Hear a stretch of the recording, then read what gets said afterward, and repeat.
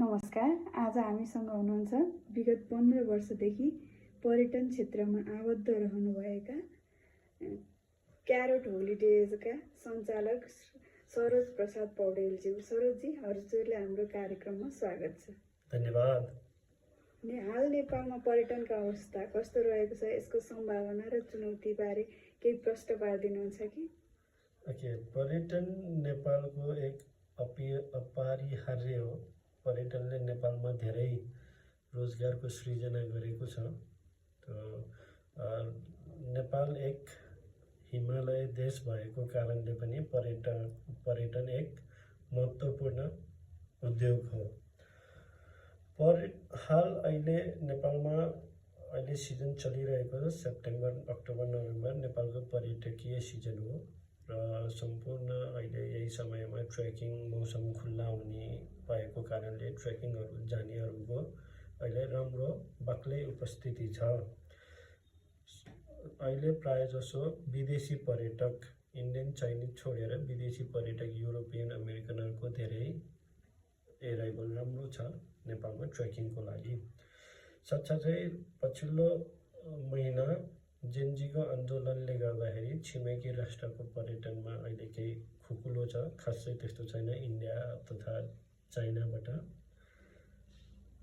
तर foreign market चाहिँ राम्रो छ।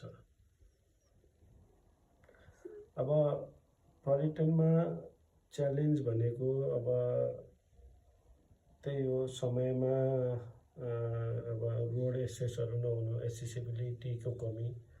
अब नेपालमा पर्यटन धेरै होटेलहरू छन्, तर एसेसिबिलिटीको कमीले गर्दाखेरि नेपालमा अलिकति च्यालेन्ज छ। त्यसको लागि चाहिँ दुवै पक्ष, सरकार प्लस प्राइभेट सेगमेन्ट दुवै मिलेर। अस्ति अब यो जेनजी आन्दोलनले गर्दाखेरि अब के कस्तो असरहरू परेको छ यस क्षेत्रमा? जेनजीले गर्दा धेरै ठुलो असर परेको छ। होटेलहरू तोडफोड भयो, धेरैको रोजगारी गयो। त्यसले गर्दा अलिकति नकारात्मक सन्देश गएको छ बाहिर, किनकि 2-3वटा होटेल त अहिले पनि खुल्न सकेका छैन। त्यस कारणले गर्दाखेरि असर त परेको छ। सर, अब अन्तत हजुरको यो अफिस कता छ होइन, हजुरबाट हामीले के कस्ता सेवा सुविधाहरू लिन सक्छौँ, त्यसबारे चाहिँ हाम्रो यस च्यानल मार्फत चाहिँ यसो प्रश्न पारिदिनुहोस् न है सबैको लागि। सम्पूर्ण टुर ट्रेक सम्बन्धी नेपाल, भुटान, तिब्बत, इन्डिया भनौँ, प्रायः त हामी नेपाल गर्छौँ। नेपालमा सम्पूर्ण टुर ट्रेक सम्बन्धी कार्य गर्छौँ। हाम्रो अफिस अहिले बानेश्वरमा छ, काठमाडौँमा। साथै हाम्रो इन्डियामा पनि कार्यालयहरू छन्। सर, यो बानेश्वर कहाँनिर होला? बानेश्वर हाम्रो बुद्धनगरमा छ र इन्डियामा हाम्रो दिल्लीमा छ, अनि हाम्रो माथि लद्दाख, कश्मीर, यो 2 ठाउँमा छ।